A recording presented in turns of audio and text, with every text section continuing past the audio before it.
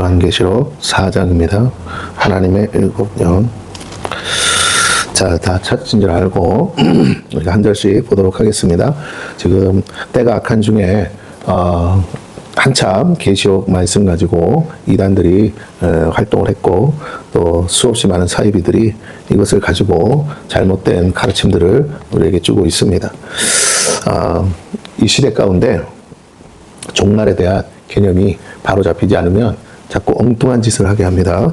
오늘 계시록 말씀을 이제 우리가 저녁 예배 때, 오후 예배 때 우리가 함께 나눌 때에 여러분에게 종말에 대한 새로운 개념이 바로 잡혔으면 좋겠습니다.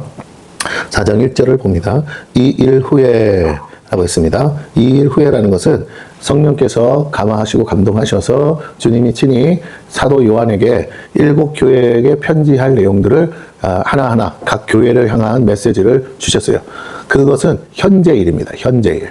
그래서 현재 일로서 지금 일어나고 있는 일들에 대해서 지적하시고, 교회들을 깨우시고, 교회들을 책망하시고, 또 칭찬도 하시고, 그리고 교회 안에 역사하는 영이 어떤 영인지를 가르쳐 주셨어요. 우리가 알듯이 교회 안에 역사하는 영이 뭐였습니까? 이세벨의 영이 있었습니다. 발람의 영이 있었어요. 니골라당이 있었습니다. 모든 것들이 한마디로 이단이고, 또 이단 사설인데, 그 중에 초대교회 당시에 가장 많은 이단이 뭐냐면 영지주의였다라는 겁니다. 영지주의를 한마디로 말하면 영은 선하고 육은 악하다라는 것이고, 그 특별히 영지주의가 추구하는 것은 뭐냐면 깨달음이었어요. 깨달음. 그러니까 영적인 깨달음은 선한 것이고, 육적인 모든 것들은 다 무가치한 것이다. 어차피 이 사람이 죽으니까 죽고 난 다음에 영이 거할 세상만이 진짜고, 지금 이 땅의 삶은 다 무가치하다라고 가르쳤다는 거예요. 또 오늘날 교회 안에도 이 비슷한 논조의 메시지들이 전해지고 있습니다. 하지만 주의해야 합니다. 정도의 차이는 있을 수 있어요. 영을 강조하느라고 육의 삶을 조금 나쁘게 말하거나 좀 폄하할 수는 있습니다. 그러나 우리가 땅에 발을 디디고 있는 한은 우리는 영적인 존재이면서도 동시에 육적 존재로 살아가고 있지 않습니까? 그러므로 영적인 것에 대한 체험은 필요하지만 하나님의 신비는 필요하다고 그랬어요. 그러나 신비주의가 되어서는 안 된다. 땅의 삶을 발을 디디고 살기 때문에 땅의 삶의 삶을 바르게 못 살면 영적인 세계들이 다 무너집니다. 영으로 보고 듣는 것이 다 옳다고들 착각하는데 그렇지 않습니다. 그래서 영으로 보고 듣는 것을 무조건 잘못됐다라고 말하는 것도 문제지만 무조건 다 맞다고 하는 것도 틀린 거예요. 왜냐하면 우리에게 확실한 기준, 기록된 말씀을 주셨기에, 오늘 사도 요한도 이것을 영으로 본 거잖아요. 그런데 문제는 뭐예요? 기록했다는 거예요. 기록했기 때문에 이게 기준이 됩니다. 그러므로 우리가 보고 듣고 깨닫고 체험하고 하는 모든 것들은 기록된 말씀으로 분별해야 돼요. 선지자들도 어떻게 들었어요? 하나님의 음성을 들었어요. 무슨 책 본 게 아니고 하나님의 환상을 봤어요. 꿈을 꿨어요. 그러나 그들은 그걸 어떻게 했다고요? 하나님이 말씀하셔서 기록했다는 거예요. 기록한 거로 끝나지 않죠. 그것이 계속 어떻게 됐습니까? 시대가 지날수록 다시 또 복사됐어요. 그래도 1.1에 틀리지 않고 지금까지 우리에게 전수되었다면, 우리가 기록된 말씀을 지키신 하나님, 기록된 말씀을 보존하신 하나님, 그 기록된 말씀대로 일을 이루신 하나님을 우리가 굉장히 중요하게 생각해야 돼요. 기록되었기 때문에 이 일은 반드시 이루어지는 겁니다.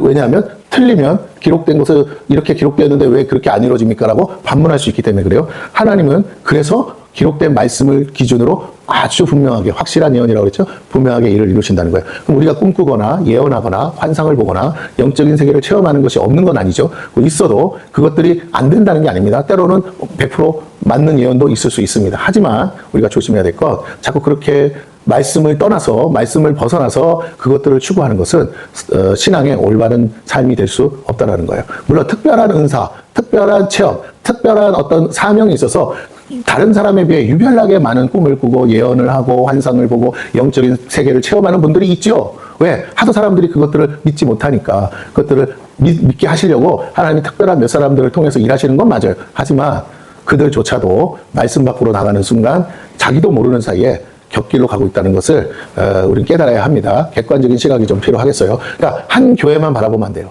저 목사님 특별한 은사가 있다. 하지만 그렇지 않은 교회도 바라보고, 건강한 교회는 어떤 것인가를 우리가 분별해야 됩니다. 단순히 사람이 많이 모여서 건강한 것도 아니고, 또 사람이 적다고 문제가 있는 것도 아닙니다. 중요한 건 하나님의 그 좋은 나무는 좋은 열매를 맺는다니까 좋은 열매가 어떤 열매들이 맺어지는지를 보면서 우리는 분별하고 판단해야 되겠다라는 것이죠. 자, 그런 의미에서 오늘 다시 말씀으로 돌아가면 현재 일어날 일, 7교회를 향한 하나님의 메시지가 전해지고 난 다음에 이제 무엇을 보여주시느냐라는 거예요. 내가 보니 하늘에 열린 문이 있는데 내가 들은 바 처음에 내게 말하던 나팔 소리 같은 그 음성이 이르되 이리로 올라오라. 올라오라 한다고 우리가 몸이 올라갈 수는 없잖아요. 몸은 올라갈 수 없어요. 몸은 하늘나라에 못 들어갑니다. 그럼 지금 뭐가 올라갈 수 있는 거예요? 영이 올라갈 수 있는 거죠. 사도 요한의 영이 지금 올라가고 그 음성을 따라 어디로 올라갑니까? 하늘에 뭐가 있었다고요? 열린 문이. 열린 문을 향해서 올라간다라는 것이죠. 예, 중요합니다. 영적 체험에 있어서 아주 대표적인 사례예요. 어떻게 간다고요? 하늘에 열린 문이 있고 그 문으로 올라간다. 네. 자, 이후에 뭐라고요? 올라갔는데 올라간 목적이 있어요. 올라갔다가 중요한 게 아닙니다. 올라간 목적이 뭐냐? 봤더니 마땅히 일어날 일들을 내가 내게 보이리라 하시더라. 그러면 자 보세요. 영적인 사건이에요. 그런데 영적인 사건인데 영이 어디로 갑니까? 영적 세계, 육의 땅의 세계가 아니라 영의 세계, 하늘나라로 가는데 보세요. 메시지가 뭡니까? 마땅히 내게 마땅히 일어날 일이라고 그랬잖아요. 그러면 장래일이잖아요. 그러니까 보세요. 여기서는 현재야. 그런데 올라가는 순간 뭐가 돼요? 미래가 된 거예요. 사도 요한의 영이 지금 시공을 초월해서 움직이는데 공간만 움직인 게 아니라 뭐라고요? 시간적 개념도 움직였어요. 현재에서 미래로 옮겨졌어요. 그리고 마치 미래에 될 일을 언제처럼 오늘 일어나는 것처럼 지금 이제 보기 시작한다라는 거예요. 그러니까 사도 요한이 지금부터 보는 것들은 오늘 일어나는 일이 아니라 오늘 일어나는 것처럼 뭘 봤다고요? 장래 일을 본 거예요. 그러니까 그러면 굳이 말하자면 영이 어디로 간 거라고요? 미래로 지금 간 거야. 그렇게 생각하세요. 미래의 환상을 봤다 이렇게 생각하지 말고 지금 시공을 초월해서 미래로 나아갔다 이렇게 생각하시고 자 그런 개념으로 한번 말씀을 또 보겠습니다. 근데 그 미래에 될 일, 마땅한 일들을 보기 전에 하늘의 열린 문으로 들어가서 본 것은 무엇이었냐라는 거예요.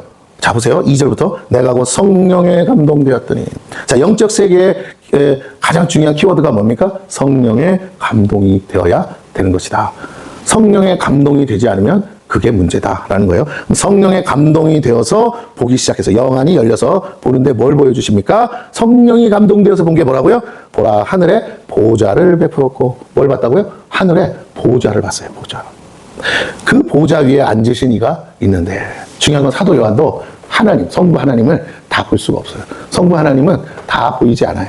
그러나 성부 하나님이 어디에 앉아 있는 거? 보좌에 앉아 있는 것은 볼 수 있어요. 성부 하나님의 얼굴을 볼 수가 없어요. 왜? 그 얼굴에서 빛이 나가기 때문에. 눈이 부셔서도 볼 수가 없어요. 우리가 고개를 빠치들고 태양을 바로 볼 수 없는 것처럼 우리가 눈 뜨고 본다고 해서 볼 수 있지가 않아요. 왜? 너무 눈부시기 때문에 우리가 똑바로 쳐다볼 수가 없어요. 영일지라도. 그러므로 어떻다고요? 그 하나님이 똑바로 쳐다볼 수는 없는데 뭐는 보이더라? 그 빛에 의해서 보좌가 보이는데 그 보좌에 앉으신 이가 보이더라. 그러면 도대체 여기서 사도 요한이 본 하나님은 어떻게 생긴 분이죠? 네, 사람처럼 생기셨어요. 사람처럼. 그래서 하나님은 형상이 없으시잖아요. 예, 맞아요. 그런데 영의 세계에서 하나님은 이렇게는 볼 수 있어. 보좌에 앉으신 이로는 볼 수 있어. 보좌에 앉으셨을 때 보이는 건 뭐예요?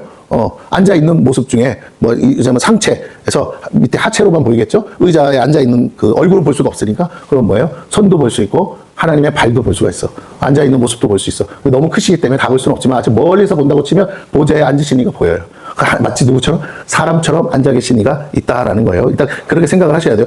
그러면 이 말은 사람이시냐? 그 말이 아니고, 영적인 존재로서 마치 사람처럼 앉아 계신다라는 말을 우리가 보자는 건 뭐냐면 인격체라는 거. 인격체. 하나님은 우리와 같은 인격체시다. 짐승 같은 그런 존재가 아니라 인격체시다. 그리고 하나님 보좌에 하늘 보좌에 앉아 계신다. 앉아 계시다는 말이 뭐예요? 보좌에 앉아 통치하신다. 영의 세계, 하늘나라 세계는 누가? 하나님이 왕이 되셔서 모든 세계를 다 통치하시는 분이시다. 앉아 계신 그분이 통치자다라는 겁니다. 자, 그 점을 성령이 감동해서 뭘 보여주신다고? 살아계신 하나님을 보여주신다. 그럼 오늘 이 말씀을 통해 초대교회 성도나 우리가 깨달아야 될 건 뭐냐면 막연히 믿던 신앙이 아니에요. 누가 뭐라고 하니까 그런가 보다 한 게 아니고 사도 요한의 계시를 통해서 우리가 깨달을 건 진짜로 하나님은 마치 우리같이 저 하늘나라에 살아계시고 보좌에 앉아 계시고 그 온 세상을 뭐 하신다? 직접 다스리시고 통치하시는 분이시다라는 거예요. 그러면 마땅히 일어날 일은 뭐예요? 하나님의 통치가 어떻게 이루어지는지를 보여주시는 거죠. 하나님이 앞으로 미래를 어떻게 다스리시는지를 그 하나님 계획과 뜻을 나타내 주시는 거예요. 마치 동영상 시청각을 보듯이 하나님께서 앞으로 내가 세상을 이렇게 끌고 갈 거야. 세상에 이런 일이 일어날 건데 나는 그때 이렇게 이 세상을 이렇게 풀어갈 거야 라는 것을 하나님이 보세요. 그 안에는 내용이 뭐예요? 심판이 있고 그 안에는 구원이 있어요. 두 가지 사건, 이 구속사거든요. 하나님의 백성들은 그 가운데서 구속하시는 역사와 나머지 세상들, 하나님을 대적하고 믿지 않는 세상에 대해서 하나님이 철저히 심판하시는 모습이 앞으로 마땅히 일어날 일들 속에 나타난다라는 거예요. 그냥 일어날 일이 아니고 어떤 일이라고요? 마땅히 일어날 일. 그러면 여러분, 하나님이 하시는 일 두 가지라고 그랬죠. 하나는 뭐라고? 구원. 또 하나는 뭐라고요? 심판. 그러면 보세요. 심판과 구원은 어떤 일이라고요? 일어날 건데 마땅한 일이라는 거예요. 이유를 달면 안 돼. 하나님은 이유 없이 일하시는 게 아니야. 심판하시는 것도 뭐가 있다? 확실한 이유가 있다는 거예요. 심판받을 만해서 받는 거예요. 구원하신다는 건 뭐예요? 그것도 마땅한 이유가 있는 거예요. 하나님이 구원하실 만해서 구원하시는 거예요. 그렇기 때문에 오늘 저와 여러분이 구원의 자리에 있다면 그것은 하나님의 은혜이지만 동시에 우리가 그 마땅히 될 일, 그 중에 구원의 자리에 있는 것을 감사하셔야 될 줄로 믿습니다. 자, 어쨌든 그 성령의 감동으로 하나님이 앉아 계시는데 3절부터 봅니다. 앉으신 이의 모양이 어떻다고요? 벽옥과 홍보석 같고 또 무지개가 있어 보좌에 돌렸는데 그 모양이 녹보석 같더라. 자, 하나님의 형상을 제대로 볼 수가 없어. 이유가 뭐냐? 눈부셔서. 분명히 사람 같은 분이 앉아 계신데 사람은 아니야. 그런데 어떻게 보여요? 뭐 얼굴이 어떻고 그런 게 아니야. 왜? 볼 수가 없으니까. 근데 벽옥과 홍보석이라고 말하는 것은 마치 비춰지는 빛이 보석에 반사돼서 나오는 보석 같은 빛으로 보인다는 거예요. 이 표현을 보석으로 표현했을 뿐이야. 보석이 아니야. 보석으로 표현했어. 그럼 사도 요한이 표현할 수 있는 가장 최상의 표현이야. 그럼 한마디로 뭘까요? 하나님이 천국에서, 잘 들으세요. 천국에서 하나님보다 아름다운 분은 없어요. 하나님이 제일로 아름다워. 하나님이 제일로 영광스러워. 하나님이 최상으로, 최고로 눈부시게 아름다운 분이라는 거예요. 이 사도 요한의 표현은 굳이 말하면 하나님의 보좌에 앉아 계신 이를 봤을 때 눈부시게 아름답고 눈부시게 영광스럽고 눈부시게 최고 최상의 존재가 지금 앉아 계시다는 거예요. 보석은 우리가 있는 물질 세계에서 가장 가치가 최고 아닙니까? 최고의 존재가, 그것도 뒤에 뭐가? 무지개가 있어요. 무지개는 언약을 상징하거든요. 구원을 상징하잖아요. 그 무지개가 뭐라고요? 보좌에 둘려 계셔요. 근데 그 모양 자체도 뭐라고요? 무지개인 줄 알아. 빨주노 쪽 하나 뭐 무지개야. 그런데 마치 뭐가 같다? 녹보석 같더라 그래요. 이제 빛이 아니고 뭐라고? 그 둘려 있는 모양이 녹보석과 같더라 그렇게 말합니다. 그럼 뭐예요? 무지개가 그냥 우리 빨주, 노초, 파남, 뭐 이렇게 보이는 게 아니고 색칠한 것처럼 보이는 게 아니라 그 빨주, 노초, 파남, 뭐 그 무지개 색깔 자체가 어떻게 하냐면 발광하는 거예요. 발광. 무지개에서 빛이 막 쫙 쏟아져 나오는 거예요. 상상이나 돼요? 상상 안 되잖아. 근데 지금 그렇게 보이는 거야. 사도 요한의 눈에 어떻게 보인다고요? 무지개인데 무지개에서 막 빛이 쏟아져 막. 무지개가 어떻게 빛이 나와? 근데 무지개에서 빨간색, 노란색, 파란색이 막 찬란하게 막 비쳐서 무지개인 줄 알겠는데 마치 뭐라고? 보석 보세요. 녹보석이라는 보석이 하나가 뒤에 박혀서 빛을 받아가지고 어떻게 해요? 막 빛을 막 반사하듯이. 여러분 보석 이렇게 하다 보면 다이아몬드도 보면 잠깐 이렇게 하면 막 그 뭐죠? 프리즘도 보면 무지개가 이렇게 색깔이 나오잖아. 그처럼 이렇게 보고 저렇게 봐도 뭐라고요? 빛에 반사돼서 막 무지개 빛깔이 막 쏟아져 나오는 거야. 뒤에 마치 보석이 하나 박혀 있는 것처럼. 뭐 이걸 뭐라고 그러냐? 이걸 황홀경이라고 그래.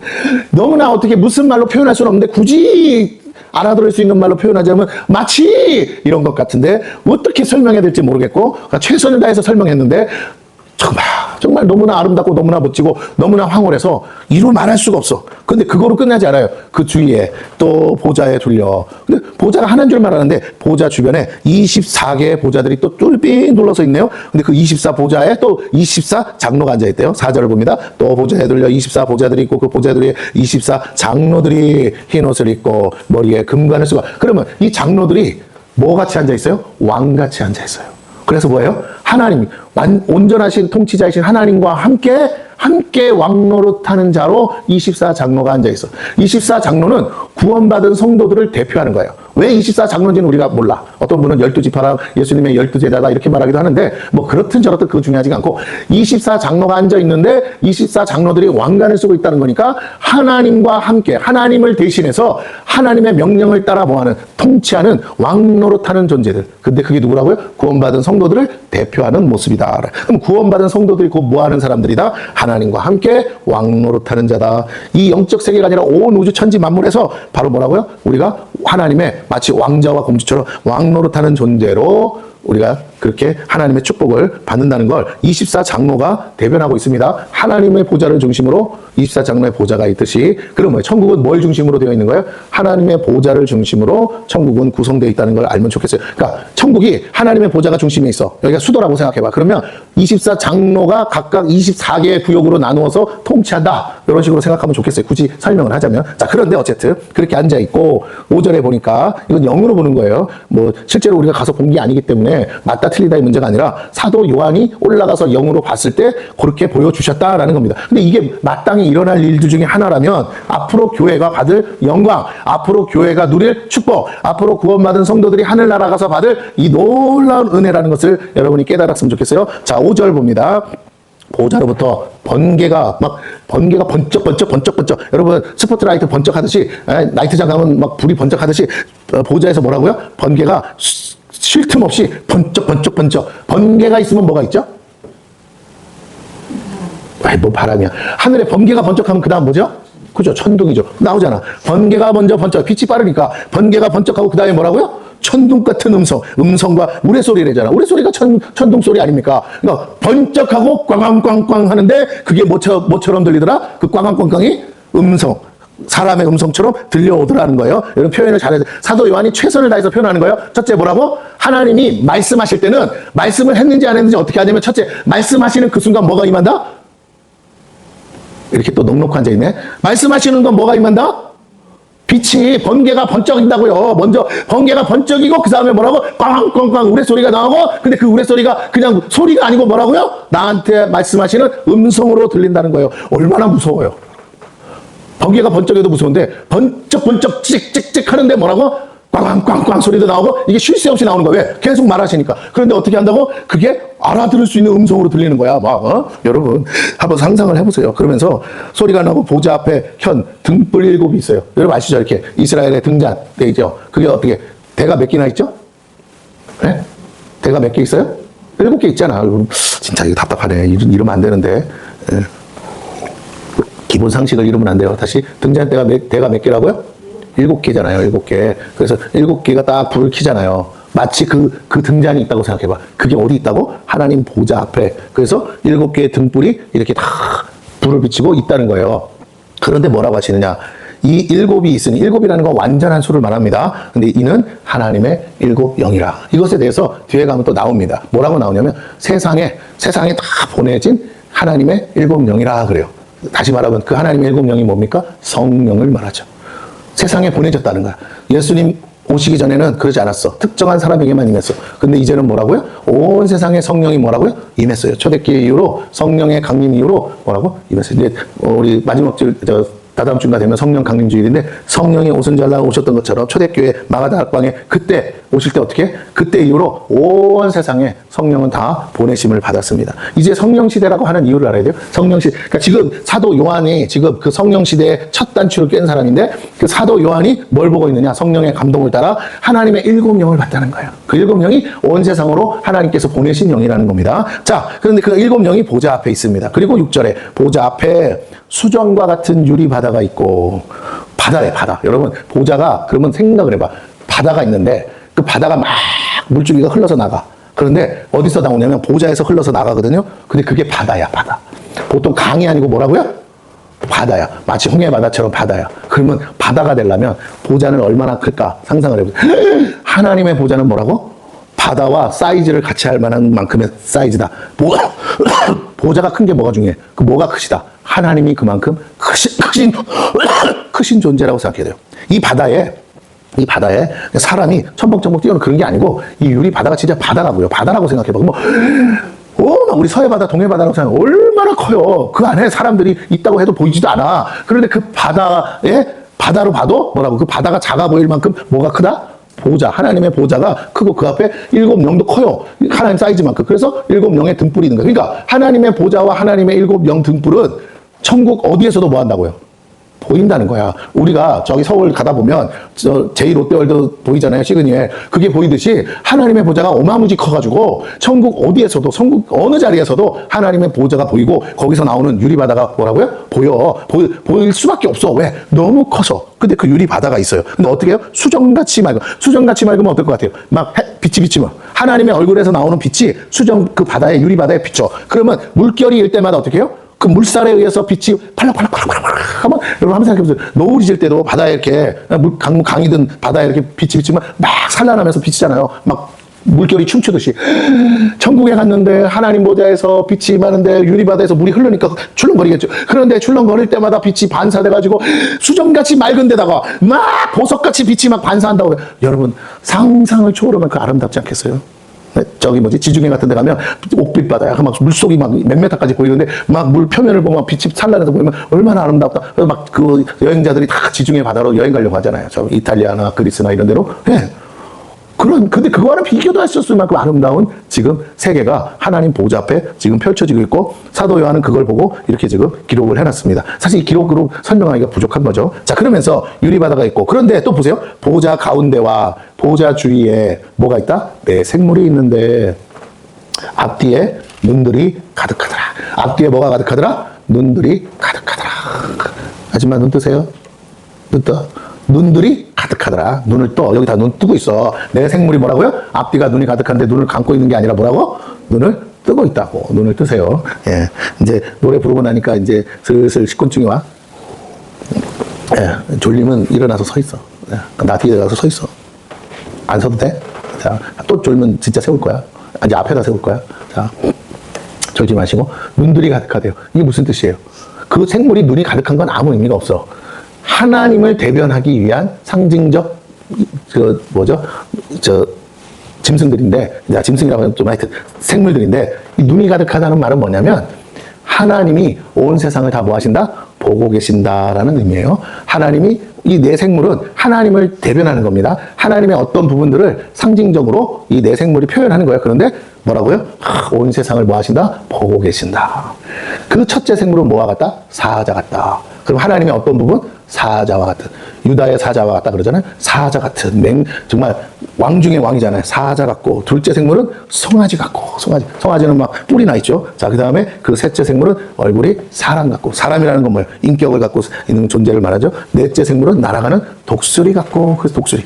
그래서 우리가 신앙적인 생물 중에 독수리가 대표적인 생물이거든요. 독수리가 예수님과 하나님을 상징하는 짐승입니다. 그리고 이제 사자도 그렇고, 송아지인데 우상들이 하도 송아지를 많이 쓰니까 송아지는 좀 그렇다 치더라도 송아지도 있고. 자, 그래서 이 네 생물이 그냥 그 사자다, 송아지다, 사람이다, 그 다음에 독수리다 이 말이 아니에요. 그냥 그렇게 보이더라는 거예요. 이해가 되십니까? 정확히는 사자도 아니고 송아지도 아니고 사람도 아니고 독수리도 아닙니다. 그죠? 사람이 아니에요. 여러분 생각해 보세요. 사람 같은데, 그 얼굴이 사람 같은데, 보세요. 앞뒤로 눈이 가득해. 그럼 그게 사람으로 보여? 아니잖아. 괴물 같잖아. 그러니까 일종의 우리식으로 보자면 괴물인데 괴물이 아닌, 정말 뭐라 그럴까? 징그럽지 않은, 그렇게 무섭지 않은. 그러나 이 네 생물이 하나님 보좌 주변에 있는데, 또한 거기 뭐가 있어? 네 생물에게 각각 6날개가 있어요.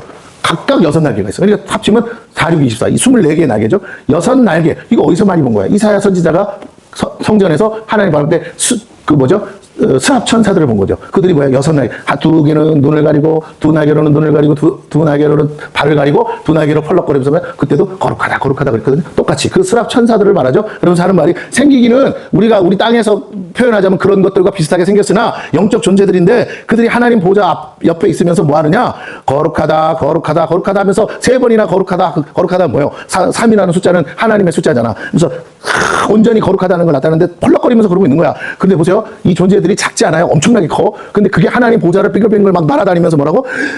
온 천국이 울리도록 거룩하다고 뭐라고요? 네 생물이 다 외치고 있는 거야. 그러면서 주 하나님 그래요. 그러면 이 보좌에 앉으신 분이 누구라고요? 주 하나님. 곧 어떤 분이라? 전능하신 분. 그러면서 전에도 계셨고 이제도 계시고 장차 오실 이시라. 이게 이 계시록에서 말하는 신앙 고백이에요. 다시 뭐라고요? 전에도 계셨고 이제도 계시고 장차 오실 이시라. 그럼 이 하나님은 뭐 하지 않아요? 죽지 않아요. 하나님은 어떤 분이세요? 영원한 분이세요. 하나님이 영원하기 때문에 뭐예요? 영이세요. 하나님은 보이지 않기 때문에 영이지만 동시에 영원하시기 때문에 영이에요. 그러면 누구만 영원할 수 있느냐? 하나님만 영원할 수 있어. 단 그 하나님께 붙은 자들, 하나님께 붙은 자는 뭐라고요? 하나님의 영생의 생명이 흘러나오기 때문에 그도 같이 영원할 수 있어요. 자, 그래서 영원하신 분이 지금 보좌에 앉아 계시고 그 주변에 네 생물이 하나님을 찬양하고 있습니다. 그 생물들이 보좌에 앉으사 세세토록, 자 보세요. 설명을 뭐라고 한다고? 보좌에 앉아서 뭐 어떻게 한다고? 세세토록, 영원이죠. 세세토록 살아계시는 이에게, 어떤 이에게? 살아계시는, 이 중요한 거예요. 우리의 신앙은요, 살아계신 하나님을 믿는 거예요. 죽은 하나님이 아니에요. 말도 없는 하나님이 아니라 말씀하신 하나님, 살아계신 하나님. 그 살아계신 이에게 영광과 존귀와 감사를 뭐할 때? 돌릴 때에 우리가 돌려야 될 게 뭐라고요? 영광과 존귀와 감사. 영광은 뭐냐면 하나님만한 분이 없습니다. 이런 거예요. 하나님께 찬양하는 거예요. 하나님 같은 분은 없습니다. 존귀는 뭐냐면, 그런데 하나님이 내 삶의 가장 최고입니다. 존귀하다는 건 하나님이란 존재가 내 삶에서 전부입니다. 하나님이 나의 전부입니다. 가치요. 존귀라는 건 가치를 따지는 거예요. 영광이라는 건 그분께 모든 것을 돌리는 것이고, 존귀는 하나님이 얼마나 가치 있느냐. 최고 중에 최고야. 하나님만 있으면 오케이. 다른 건 다 필요 없어. 오직 하나님. 그리고 그 다음에 뭐예요? 그 하나님이 나를 택하셨잖아. 그래서 뭐라고? 감사하는 거예요. 감사. 그런데 하나님 날 사랑하시니까. 근데 24 장로들이 보좌에 앉으시니 앞에 뭐 한다고요? 엎드려. 자기들도 보좌가 있는데 보좌에 안 앉아있고 어떻게 한다고요? 그 앞에 엎드려. 어떻게 엎드려? 바짝 엎드리는 거야. 땅바닥에 다 손발을 피고 엎드리는 걸 말해요. 엎드려 뭐 하냐? 세세토록 살아계신 이에게 경배하고, 그죠? 엎드려서 경배합니다. 이 중동 지역에 가면 그렇게 절을 하거든요. 뭐 모슬렘들도 그렇게 절을 해요. 저기 어디야? 메카를 향해서 할 때 하루에 5번씩 절할 때마다 뭐라고요? 이렇게 에다가 엎드려서 이렇게 경배하고, 이렇게 손을 이렇게 펴가면서 이렇게 경배하잖아요. 그러듯이 24 장로가 하나님 앞에 엎드려서 경배하고 자기의 관을, 머리에 쓴 그 왕관을 보좌 앞에 드린다는 거예요. 그럼 어떻게 하냐? 엎드리면서 뭐 하는 거예요? 보좌의 관을 벗어서 엎드리면서 하나님 앞에 드리는 거예요. 이렇게. 근데 어떻게 드려? 바짝 엎드려서. 바짝 엎드린다는 게 뭐예요? 나는 하나님 앞에 항복합니다. 라는 거죠. 살리든 죽이든 하나님 마음대로. 나는 하나님 겁니다. 하나님 앞에 항복합니다. 이런 거죠. 내 모든 것은 하나님이 알아서 처분하십시오. 라는 거죠. 왕 앞에 엎드리듯이. 모든 주권을 하나님께 돌려드리는 거예요. 모든 영광을 하나님께 돌려드리는. 그러면서 한 말이 뭐냐는 거예요. 자, 사도 요한에게 하늘 열린 문으로 올라와서 마땅히 일어날 일을 보여주겠다고 하면서 제일 처음 보여준 건 하나님의 보좌를 보여주고, 그 하나님의 보좌 옆에 있는 네 생물과 24 장로들을 보여주고, 그들이 존귀하신 하나님께 어떻게 영광을 돌리고 하나님을 찬양하는지를 보여주면서 11절에 우리 주 하나님이여 영광과 존귀와 권능을 받으시는 것이 뭐하다? 합당하오니. 자, 그러면 우리가 이 사건을 통해서 4장의 내용을 통해서 깨달아야 되는 건, 앞으로 장래에 어떤 심판이 있다, 어떤 일이 있다, 이거 하나도 안 중요한 거야.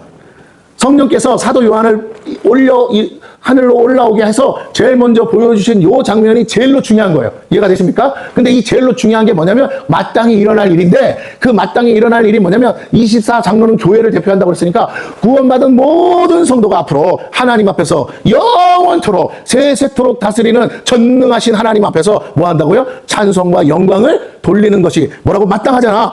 그걸 받으시기에 뭐라고? 합당하다며. 그러니까 마땅히 우리는 하나님께 영광을 돌리는 거. 이것이 천국 가서 할 우리의 장래의 소망이야. 우리의 장래에 이루어질 일이에요. 우리가 바라봐야 될 것은 이거예요. 영원토록 영광 받으시기 합당하신 하나님 앞에 내가 택함받아서, 은혜로 택함받아서, 구원받아서 그 하나님께 황홀할 정도로 아름답고 멋지시고 존귀하신 분 앞에서 그분을 찬송 안 할 수가 없어. 찬양이 저절로 나와. 근데 그분 앞에 없어 진심으로 찬양하고 영광 돌리는 거. 온 천군 천사와 함께, 온 구원받은 백성들과 함께 그렇게 찬양. 여러분, 이런 예배 얼마나 멋질 거야. 그죠? 그걸 영원토록 하는 거야. 영원토록. 막 가슴이 벅차고 터질 만큼 너무나 기쁘고 너무나 황홀하고 너무나 멋지고 너무나 정말 웅장하고, 한두 사람도 아니고 수만 수천 수억의 영혼들이 하늘에 모여가지고 보좌를 중심으로 해서 딱 있으면서 뭐라고요? 24 장로가 하는 것처럼 24 장로가 앞에서 선두를 하면 우리도 따라서 엎드려서 하나님께 모든 영광을 하나님께 올려드립니다. 할렐루야. 천국이 이 메아리가 막 울린다고 생각해보세요. 그리고 하나님께서는 뭐라고요? 번개가 번쩍이면서 우레와 같은 소리로 뭐라고? 음성이 들려와. 뭐라고? 이는 내 사랑하는 자들이요 내 기뻐하는 자라. 얼마나 좋겠어요, 여러분. 미치고 팔짝 뛰는 일이지. 나머지는 아무 의미가 없어. 자, 그러면서 뭐라고 하시느냐, 또 주께서 뭐하라고요? 만물을 지으신지라. 창조주 하나님이라는 거. 그분이 진짜 우리를 지으신 분인데 만물이 어떻게 됐다고요? 주의 뜻대로 있었고. 어떻게 있어요? 우리가 아는 대로 말씀하시면 있었죠. 하나님이 말씀하시면 사는 거야. 말씀하시면 존재하는 거야. 근데 그 하나님, 잘 들으세요? 그 하나님이 내 이름을 아시고 내 이름을 부르셨기에 내가 오늘 이렇게 살아있는 줄로 믿습니다. 이게 얼마나 하나님이 내 이름을 아시고 하나님이 나를 부르셨다. 그 하나님 보좌 앞에 앉아있는 이유가 그 하나님이 나를 부르시고 나를 지으시고 그 하나님이 나를 부르셨기에 내가 이 지금 하나님 앞에서 구원받은 감격으로 이렇게 찬송을 드릴 수 있다는 거. 그러면서 뭐라고요? 만물이 주의 뜻대로 있었고 또 지으심을 받았나이다 하더라. 4장은요 이렇게 마무리가 되는데 놀라운 것은 사도 요한의 입장으로 돌아가 보자고. 뭘 받냐가 중요한 게 아니라 세상 천지 지금 반모섬에 끌려가 있어요. 거기서 모진 고통을 당하고 정말 노동을 하고 있는데 복음을 전해야 되는데 복음 전하다가 끌려왔는데 나이도 이제 90 먹은 할아버지가 고통 속에 죽지도 못하고 있는데 하나님이 너의 사명이 이제 있다 하면서 마지막 사명은 이것을 보고 이 계시를 보고 뭐라고 기록해서 7 교회들에게 다 나누어줘라. 너처럼 고통당하고 고난당하고 핍박받고 환난받는 성도들에게 이 소망을 나눠줘야 된다 하시면서 이 환상과 계시를 쫙 풀어서 보여주시는데 사도 요한이 그걸 보면서요. 지금 본인이 당하고 있는 고난, 지금까지 받았던 핍박, 서름, 억울함, 모든 눈물, 쓰라린 거, 이 환상 앞에요. 싹 다 사라지고 싹 다 녹아지고 뭐라고 여기는 그런 말은 없지만 하나님이 그걸 보여주면서 하는 말이 뭐예요? 이제 네가 죽으면 천국 와서 누릴 축복이야. 할렐루야. 지금도 사자밥이 되고 핍박받고 끌려가고 고문당하고 너 예수 믿을래 안 믿을래. 그런데 그들에게 이 계시록이 전해지면서 누가 전했다고? 사도 요한이, 요한 사도께서 마지막에 환상 계시를 받았는데 이걸 받아서 기록해서 주셨는데 그 사도 요한이 했으니까 믿을만 하잖아요. 그런데 그분이 말년에 받은 이 환상이 이거였어. 우리가 지금 당장 죽어도 뭐라고? 요한이 없네. 사자밥이 되냐 불 속에 들으냐 아무 의미 없어. 영원토록 진짜 살아계신 하나님 앞에서 이런 예배. 바울도 삼층천을 갔다 왔다지만 우리한테 얘기 안 해줬는데 이 사도 요한 분이 목사님이 갔다 오셔가지고 이걸 말하는데 이제 죽으면 난 어디로 가? 하나님 보좌 앞으로 가야 돼. 이런 영광과 이런 황홀경과 이런 축복과 이런 은혜를 내가 영원토록 끊임없이 누린다고? 말로만 듣던 천국을 이렇게 이제 보고 전해주니까 사람들이 막 그때 막 그 믿음이 갑자기 성령의 불이 임하면서 막 뜨거워지면서 죽으면 죽으리다 할 때 여러분 얼마나 감격스럽겠어요. 그들이 올라가서 그렇게 또 하나님을 찬양하고 있고 또 올라오는 사람들을 보면서 잘했다고 환영합니다. 아유 고생하셨죠 하면서 같이 찬양하고 말로만 듣던 사도 요한의 계시록을 통해서 말로만 글로만 보던 그 하늘나라가 자기 눈앞에서 똑같이 펼쳐질 때 이렇게 간단하게 썼지만 실제는 그렇게 간단한 게 아니네. 황공무지로 소리다. 여러분 우리가 곧 있으면 만날 일이고 우리가 곧 있으면 겪을 일이고 우리가 곧 있으면 체험하고 영원토록 누릴 축복인 줄로 믿습니다. 진짜 받을 복은 이 상속이에요. 하늘나라를 내 유업으로 주시는 내 처소가 있는 그 축복, 그것이 천국 소망인데 우리가 이 천국 소망 가지고 하루를 살아서 기쁘게 살아야 되는데 끊임없이 세상에 찌들리고 사람에게 찌들리고 어느 순간에 천국 소망이고 나발이고 하나님은 뭐 하시는겨 그러면서 이러고 앉아 있는 거예요. 여러분 하나님이 주고 싶은 건 이 땅의 것이 아니라니까. 저 하늘나라 영혼은 변하지 않는 거. 정말 이 땅에서는 비교도 할 수 없을 그 영광을 하나님 자신을 그 보좌에 앉아 계신 하나님 자신을 우리에게 주고 싶고 우리를 성전 삼으시고 우리 구원받은 성도들을 하나님의 교회로 세워서 새 예루살렘으로 세워서 이제 땅으로 임해서 큰 천하 만물을 하나님과 함께 왕노릇하며 함께 다스리기를 원하시는 하나님의 이 원대한 계획을 어찌 아무것도 아니라고 할 수 있냐. 이 땅에 잠시 살다가는 그 인생 그 순간에 그게 조금 뭐가 안 되고 뭐가 힘들다는 것 때문에 이 영원한 축복 이 영원한 소망을 놓친다고요? 이걸 포기한다고요? 이걸 잊어버리고 산다고요? 하나님 보실 때 네 믿음을 달아보니 뭐죠? 다니엘서에 나오는 거죠? 네? 메네메네 되게 우바르신 한 것처럼 달아봤더니 뭐라고? 네 믿음이 부족하도다. 이러면 지옥하는 거예요. 오늘 다시 한번 여러분에게 부탁드립니다. 우리가 정말 예수 믿은 거 죄에서 구원받았지만 동시에 천국 가야 되는데 천국 가면 우리가 이 땅에서 누리지 못한 거 우리에게 주어지지 않았던 거 다 그것이요 오히려 감사가 돼요. 그래서 하나님만 바라보고 하나님만 붙들고 천국만 소망하며 갔던 것이 그게 가짜가 아니고 그게 진짜였구나. 하나님 너무 감사해요. 오히려 나 세상에 취해버리면 하나님이고 뭐가 없을 텐데 세상에 취하지 않게 하시고 세상에 물들지 않게 하시고 세상 사람처럼 땅의 일에 그냥 온통 마음 다 썼다가 천국 가는지 마는지 생각도 안 하고 준비도 안 하다가 그냥 겨우 구원받는 어리석은 자 안 되게 하시고 이렇게 하나님 앞에서 하나님 보좌 앞에 앞에서 내 왕관을 벗어서 면류관을 벗어서 드릴 만큼 영광 돌리게 수 있게 하시니 감사합니다 할 때 여러분 얼마나 하나님을 가까이 보는 게 가장 큰 축복인데 저 천국 배들이 겨우 구원받아가지고 저 꽃밭에서 멀리서 하나님 보좌 보면서 그 끄트머리에서 찬양하고 영광 돌리는 게 낫겠어요? 바로 보좌 앞에서 이 모든 것을 사도 요한이 본 것처럼 실시간으로 진짜 눈앞에서 펼쳐지는 걸 보면서 가장 가까이서 하나님, 쉽게 말하면 하나님과 눈 마주치듯이 눈을 마주치는 것처럼 하면서 하나님을 보면서 영광 돌리는 어떤 게 더 감격스럽겠습니까? 예, 지어낸 말이 아니기에 오늘 사도 요한이 이건 지어낸 얘기가 아니기에 너희에게 다시 부탁한다. 믿음 잃지 말아라. 아무리 힘들고 어려워도 핍박과 환난이 심해도 이 소망 잃지 말아라 하고 인내하고 참으며 그 일곱 교회가 끝까지 견디는 자라. 할렐루야. 끝까지 이기는 자라. 이 하나님 성전의 기둥같이 되고 하나님이 기뻐하시고 만나를 주고 새 이름을 주신다 했는데 하나님이 영원히 기억하시는 존재가 되는데 왜 포기하냐? 조금만 참어. 어차피 죽을 인생 그까짓 거 그냥 하나님의 은혜라 생각하고 하루 남들보다 하루 더 먼저 천국 간다 생각하면 그게 축복이다. 천국 가기 전까지는 그 축복 아닌 것 같죠. 천국 가서 보면 아유 감사해요 하나님 차라리 이렇게 일찍 오게 해주시니 감사 이런 말이 나온다고. 왜? 너무 좋아서. 그러기에 여러분 다시 좋은 거 먹고 좋은 거 오래 살려고 할 필요도 없어. 그냥 열심히 그냥 살다가 얼른 천국 가시는 저와 여러분 되기를 축원합니다. 할렐루야. 옆에 더 살려고 하지 마세요. 시작. 그래요. 더 살려고 해서 뭐 할 거야. 그냥 살 만큼 살다 가요. 하루를 더 살아도 그만큼 고난이 연속이야. 그냥 하나님 얼른 데려가세요 하는 마음으로 땅에 소망 두지 말고 땅에 미련 두지 말고 하늘에서 모든 것을 뭐라 하늘에 쌓으라 했으니까 하늘에 쌓다 가시는 저와 여러분 되기를 바라겠습니다. 우리 찬송 한 장 부르고 우리 통성으로 한번 이 소망을 가지고 기도하시고 우리 함께 569장 우리 찬양하고 잠시 우리 믿음을 위해서 기도하고 한 주간의 삶을 위해서 기도하시고 돌아가겠습니다.